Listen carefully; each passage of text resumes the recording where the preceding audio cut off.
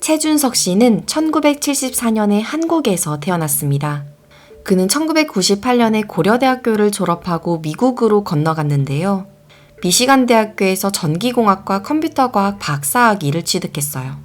그리고 2005년부터는 애리조나 주립대의 전기공학 부교수로 채용되었죠.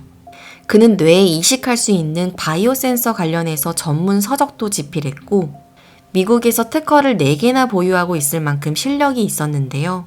학문적인 성과도 뛰어났고 굉장히 성실했기 때문에 동료 교수들과 학생들에게 평판도 좋았습니다. 그런데 2020년 3월 25일, 최 씨는 퇴근 시간이 넘어서도 집에 귀가하지 않았습니다. 그는 평소에 오후 5시면 퇴근했고 일상생활이 굉장히 규칙적이었어요. 출장이나 다른 일정이 있으면 아내에게 미리 연락해서 알리곤 했죠. 하지만 그날따라 연락도 안 되고 남편이 집에 돌아오지 않자 아내는 결국 밤 10시 30분에 실종 신고를 했습니다.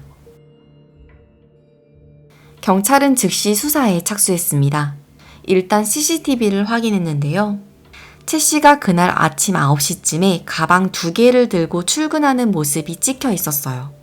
그리고 오후 3시에 가방 1개를 메고 사무실을 떠나는 모습이 포착되었죠. 사무실 내부에는 남은 가방 1개와 소지품이 그대로 있었기 때문에 잠깐 외출하려 했던 것으로 추정할 수 있었습니다. 하지만 최 씨는 그날 3시에 떠난 이후로 사무실을 다시 돌아오지 않았고 연락이 두절된 것입니다. 그는 성인 남성인데다가 자발적으로 떠난 상황이라서 경찰은 당장 할 수 있는 일이 없었습니다. 최 교수의 차량이 대학교 주차장을 빠져나간 지 7시간밖에 되지 않았고 더 이상의 단서를 추적할 수 없었기 때문에 일단 아내에게 집에 가서 기다리라고 했죠. 한편 수사관은 최 씨의 휴대폰 신호를 계속 추적했는데요. 그날 새벽 3시, 대학교에서 20km 이상 떨어진 외곽도로에서 최 씨의 휴대폰 신호가 잡혔어요. 하지만 그때 잠시뿐이었고 이후로는 다시 위치를 추적할 수 없었죠. 경찰은 일단 최 씨의 휴대폰 신호가 잡힌 외곽도로를 찾아가 보았지만 어디에서도 그의 흔적이나 차량을 찾지 못했습니다. 그곳은 주변에 집이나 상가가 없는 곳이라서 차를 타지 않으면 접근하기 힘든 곳인데요. 경찰은 최 씨의 신변에 문제가 생겼을 것으로 추정하고 그의 차량을 전국에 수배했습니다. 그리고 최 교수가 실종된 지 5일째가 되던 3월 29일, 그의 차량을 발견했습니다. 최 씨의 차를 찾아낸 곳은 루이지애나주 슈리브포트입니다. 그가 실종된 곳에서 차로 무려 18시간은 운전해야 갈 수 있는 곳인데요. 경찰은 주차장에 며칠째 같은 차량이 세워져 있다는 신고를 받고 출동했다가 최 씨의 차량을 발견한 거죠. 그 차 안에는 18살의 가브리엘 오스틴과 자비엔 에젤, 그리고 신원이 공개되지 않은 1명, 이렇게 총 3명이 타고 있었어요. 그들은 차량이 자신들의 것이라고 주장했죠. 하지만 차를 조회해 본 결과 최 씨의 것이었으며 내부에도 그의 소지품이 있는 것을 확인했습니다. 경찰 조사 결과 이 차량에 타고 있던 동승자 1명은 사건과 연관이 없는 것으로 밝혀졌어요. 그래서 경찰은 18살의 가브리엘 오스틴과 자비엔 에젤을 체포했습니다. 가브리엘과 자비엔의 진술에 따르면 두 사람은 2020년 2월 초에 노숙자 캠핑촌에서 만났습니다. 두 사람은 가정 환경이 좋지 않았고 길거리를 떠돌아다니는 생활을 했는데요.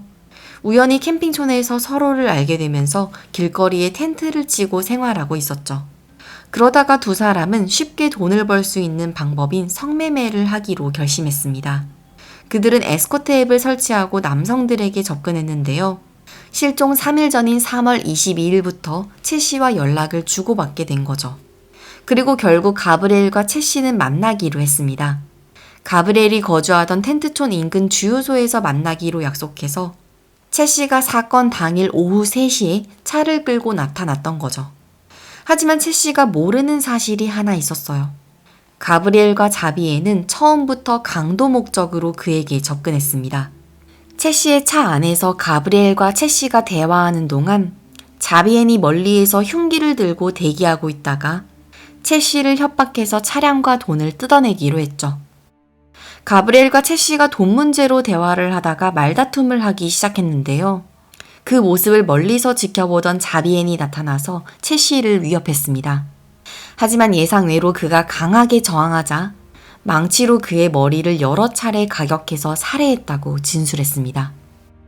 이후 그들은 채 씨의 시신을 빨간색 텐트 천막으로 감싼 다음 뉴리버 근처에 있는 쓰레기통에 유기했는데요. 살해 도구인 망치 등도 근처에 있는 다른 쓰레기통에 나눠버렸다고 진술했습니다. 그리고 그들은 채 씨의 차를 타고 그대로 도망쳤죠. 중간에 친구 한 명을 태우고 루이지애나주 슈리브포트로 갔다가 교통단속을 하던 경찰관에게 적발되면서 그대로 덜미를 잡힌 것입니다. 경찰은 범인의 진술대로 쓰레기통을 수색했습니다.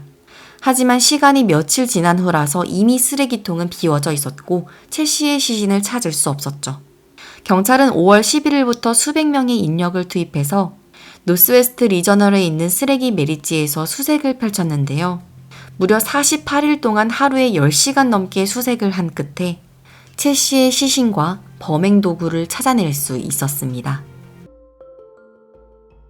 가브리엘과 자비에는 살인, 강도, 시신 유기 및 은닉, 차량 절도 혐의로 기소되었습니다. 그들은 유죄를 인정하는 대신 형량을 감경받을 수 있는 형량 거래를 했어요. 그래서 가브리엘은 징역 20년을 선고받았죠. 또한 직접적으로 폭력을 행사한 자비에는 25년형을 선고받았으며 현재도 복역 중입니다.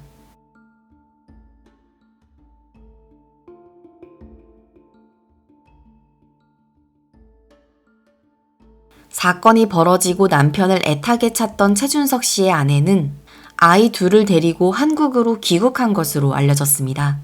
처음에 이 사건이 벌어졌을 때 채 씨가 그럴 리가 없다며 믿지 못하는 반응이 많았다고 해요. 하지만 경찰 수사에서 그가 성매매 앱을 직접 사용한 흔적이 발견됐으며 그 전에도 유사한 서비스를 이용했던 정황을 확인했습니다. 가브리엘과 자비엔이 범행을 공모할 때 서로 주고받았던 메시지도 매춘하기 전에 돈 얘기 꺼내지 말라는 내용이었죠. 그래서 학교에서 총망받던 한인 교수가 살해된 과정이 뉴스로 보도되면서 많은 사람들에게 충격을 주었습니다. 이 사건은 어쩌면 단서를 추적하기 어려웠을 수도 있었는데요. 가해자들이 피해자의 차량을 그대로 타고 다녔기 때문에 덜미를 잡히면서 해결할 수 있었던 사건입니다.